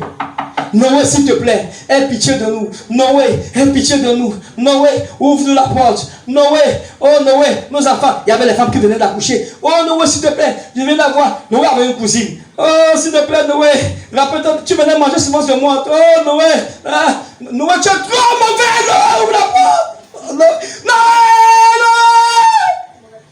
ouvre la porte, nous périssons. Noé n'a pas la clé. Si Noé avait la clé, il va ouvrir la porte. Parce que Noé, c'est un homme. Même si tu viens chez moi, non, tu vas frapper. Je serai fatigué, je vais ouvrir la porte. Comme le gars de Luc chapitre 11, là, qui a ouvert la porte là. Lui ou pas lui? Oh, yeah. Mais Jésus, le jour du jugement, la petite, il aura les yeux rouges. Apocalypse chapitre 1. Le jour du jugement, il aura les yeux rouges. La Bible dit que ses yeux seront comme des flammes de feu. Aujourd'hui, il a encore des yeux de miséricorde. Il peut sauver encore aujourd'hui. Il peut délivrer. Tu peux pécher 1 million de fois. Je ne te demande pas de pécher 1 million de fois. J'ai dit, tu peux pécher. Tu reviens. Il va te pardonner. Amen. Mais un jour. Un jour. La Bible dit, il y a un jour pour tout le monde. Il y a un jour.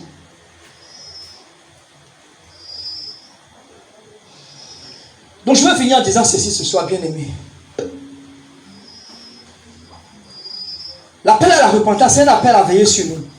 Amen. Oh, yeah. La porte étroite signifie, je l'ai déjà dit tout à l'heure, les plaisirs de ce monde. Les amis, même qui nous empêchent. Moi, tu n'as pas le droit, dis à quelqu'un, tu n'as pas le droit de passer beaucoup de temps avec ceux qui ne prient pas et qui n'attendent pas Dieu comme toi. Yeah. Tu comprends ce que je dis? Si tu fais ça, tu n'aimes pas ton âme. Il y en a qui ne répètent pas, ils ne sont pas d'accord avec moi. I don't care. Yeah. Au temps de Moïse, notre sarah va finir. Tu sais que les mauvaises compagnies corrompent les bonnes mœurs. 1 Corinthiens 14, quoi? 32. Non, 1 Corinthiens 15, 32. Non, 33. 1 Corinthiens 15, 33. Les mauvaises compagnies corrompent les bonnes mœurs. Tu as de bonnes mœurs. Tu as de bonnes qualités en toi. Et tu marches avec quelqu'un. Tu passes le temps avec lui qui fume. Et il sort avec Georgette. Il sort avec Gasparette. Il sort avec qui encore? Fléchette, Jambrette. Et tout ça là. Et tu dis que c'est ton ami. Ton ami comment? Ton ami comment? Il va t'envenimer. Et tu écoutes les choses qu'il te dit. Il va t'envenimer les bons. Et il dit quoi? Il dit ne vous y trompez pas. Parce que plusieurs d'entre nous se trompent. Ouais. Au fond de toi, tu sais que tu es le de nouveau. Tu sais que ce gars n'est pas le de nouveau. Tu dis que tu vas le transformer. Hé, hé, hé. Je dis hé, hé, hé. Tu vas faire quoi? Avant que tes yeux ne s'ouvrent. VIH. Vous n'aimez pas entendre ces choses. Merci. Donc tu dois couper. Amen. On parle du ciel. Hein. Et quand on parle du ciel, on ne peut pas s'amuser. Yeah. Au temps de Moïse, 2 personnes ont été sauvées pour entrer à la terre promise. 2 personnes, frère riche. Tu te rends compte? 2 personnes sont entrées à la terre promise. C'est une image. Hein. Luc chapitre 17, verset 26. Au temps de Noé, combien de personnes ont été sauvées? 8 personnes. Écoute ce que le Seigneur dit. Verset 26. Ce qui arriva du temps de Noé arrivera de même au jour du Fils de l'homme. Je répète, verset 26. Ce qui arriva du temps de Noé arrivera de même au jour du Fils de l'homme. De même, il a dit. Hein. Verset 27. Les hommes mangeaient, buvaient, se mariaient et mariaient leurs enfants. Jusqu'au jour où Noé entra dans l'âge. Le déluge vint et les filles tous périrent. Ce qui arriva du temps de Lot arrivera pareillement. Dis moi pareillement. Oh yes. Les hommes mangeaient, buvaient, achetaient, vendaient, plantaient, bâtissaient.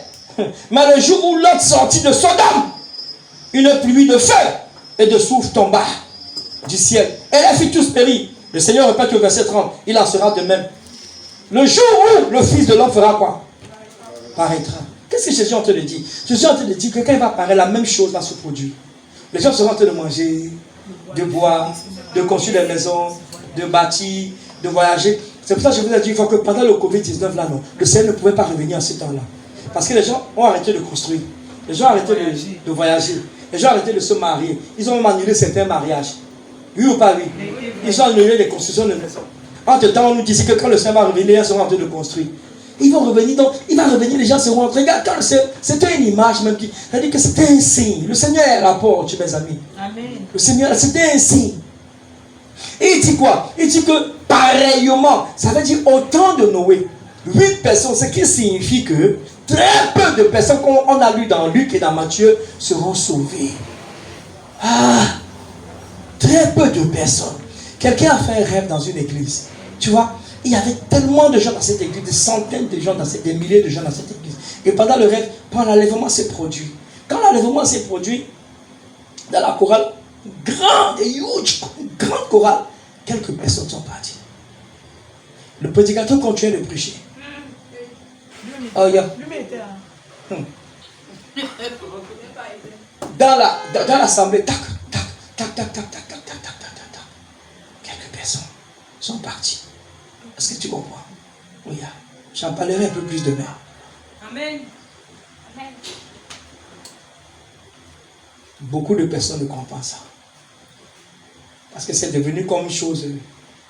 Ça a l'air métaphysique. Ça a l'air abstrait. Qu'est-ce que vous dites là? Que les gens vont disparaître. Les gens vont disparaître. On va un peu plus lire ça demain. Et tu vas te rendre compte.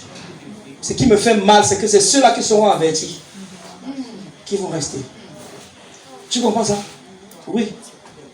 Parce que quand il dit que plusieurs chercheront à entrer, est-ce que les païens, je te pose une question morale, est-ce que les païens cherchent à entrer dans le royaume? Non. Les païens même là, ils pensent que tu es moi, on est fou, nous qui suivons Jésus. Donc ils sont dans leur vie. Tu comprends, non? Donc ceux qui cherchent à entrer dans le royaume là, non.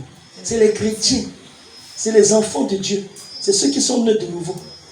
Et c'est ceux-là qui vont chercher à entrer ne pourront pas. Pourtant ils connaissent le message. Ils savaient qu'il faut veiller sur leur vie. Nous savons ça. Ils savaient, ils avaient écouté plusieurs fois. Tu comprends? Oh yeah. C'est plusieurs d'entre eux qui vont subir la grande tribulation. Qui vont subir la grande tribulation. Tu comprends? Ils ne pourront pas. Beaucoup vont passer à côté. Beaucoup vont prendre le chiffre. Beaucoup vont prendre la marque de la bête. La marque 666. J'en ai parlé un peu dans le livre là que j'ai écrit que tu m'as acheté. Que tu m'as... Amen. Fort. Oh yeah.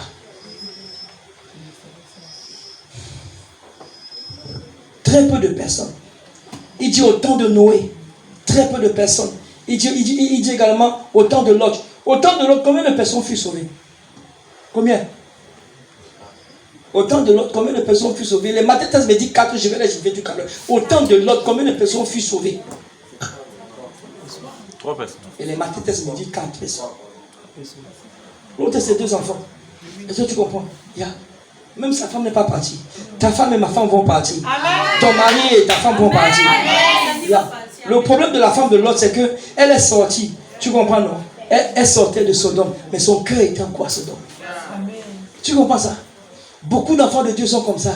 Ils ont quitté l'Égypte, mais l'Égypte est encore dans leur cœur. Ils ont quitté le monde, mais le monde est dans leur cœur.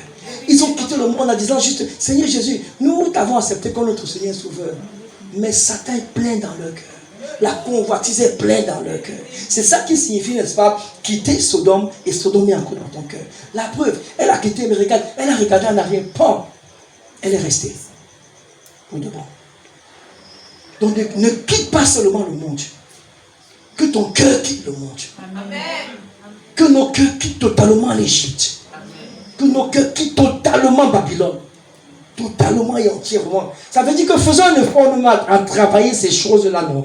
Ces choses qu'on appelle hypocrisie, ces choses qu'on appelle jalousie, comme on a développé pendant près d'1 mois. Ces choses qu'on appelle amertume, ces choses qu'on appelle manque de pardon. Je finis avec cette histoire. Il y a une soeur en France, elle a quitté le boulot. Quand elle a quitté le boulot, tu veux écouter cette histoire ou bien je remets ça pour demain? Non, reviens demain. Ouais, papa. Vous aimez toutes les histoires, vous aussi.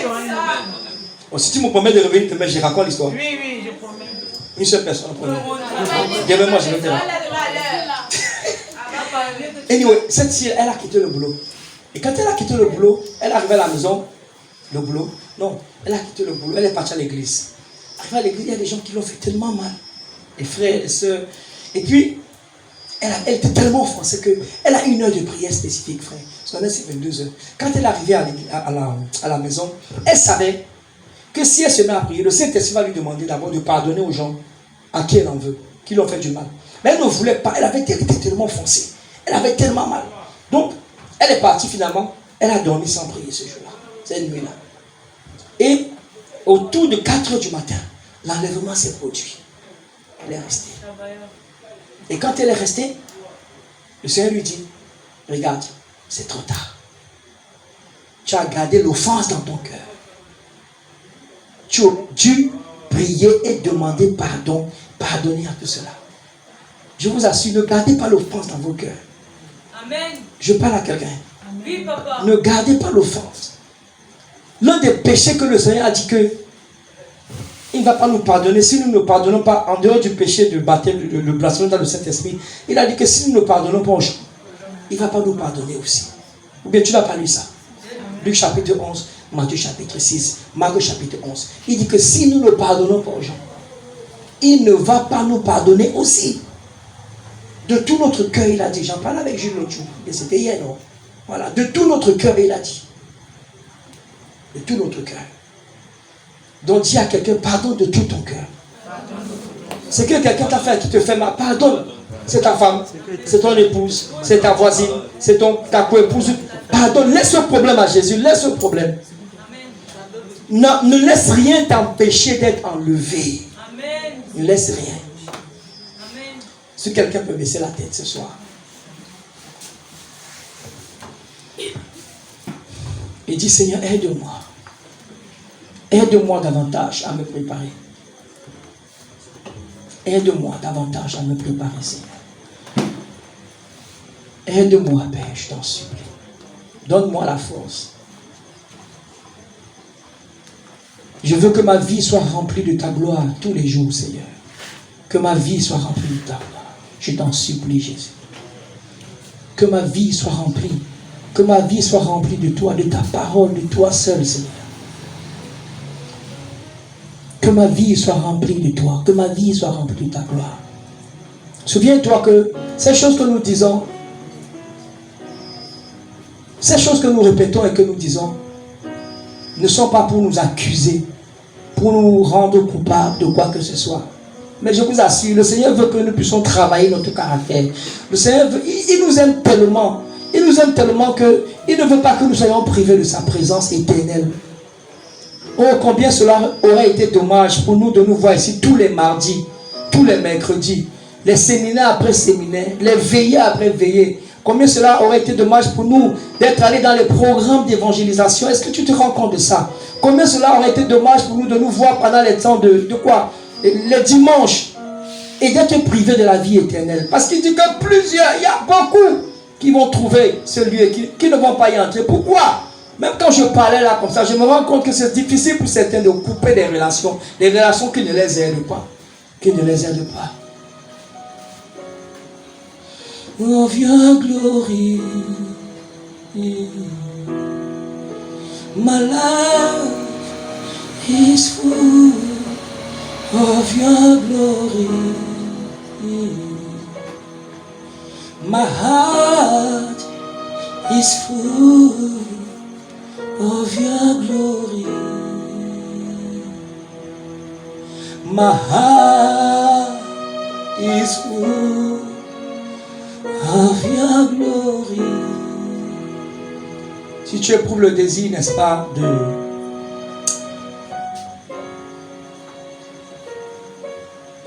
que je prie avec toi ce soir, viens devant, viens. Afin que tu puisses renouveler ton alliance avec Jésus. C'est aussi pour ça que nous sommes là ce soir. Je veux que tu te lèves là où tu es et que tu viennes. Of your glory, my life is full of. My life is full. Jesus.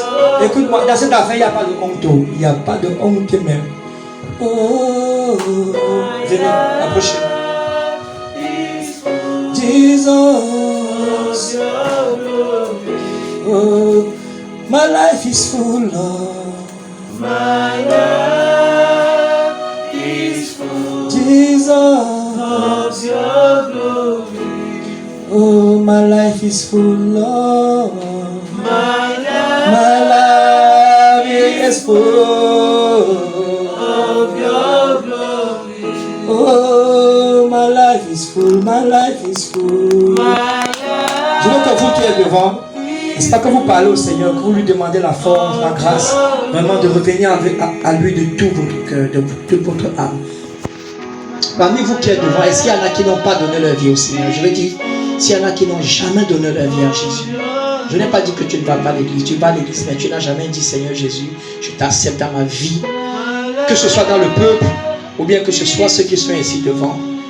Tu n'as jamais dit, Seigneur Jésus, je t'accepte dans ma vie comme mon sauveur personnel. S'il y a quelqu'un comme ça, je veux qu'il lève sa main. Simplement. Et ce soir, tu vas accepter Jésus de tout ton corps. Of your glory, oh, my life is full of. My life is full of your glory. My life is full of your glory. You are the Lord God. You are the Lord.